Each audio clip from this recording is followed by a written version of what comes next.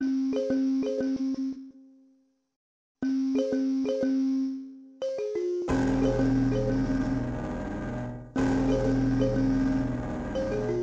taju miksi ihmisjengi pistää suone ja miksi on levinnyt tänne rauhassa Suomeen. En äly mitä järki siinä oikein on.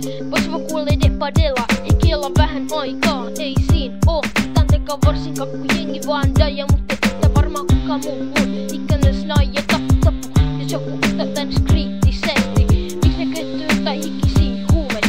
Aftamini, heroini, marihuana ja speedi. Ja miks ne vetää sitä säkkää? Miten kasvu lyhentyy pikku pätkää? Nipputtu 2 miljardia aivosoluu. Miten mutsia vaan ja kyl niin toru. Mut se vaan kinuuttaa New York koru. Maailma on paha ja New York on se napa. Siellä ei sanota älä tapa koska hakkaminen on thugien elämän tapa.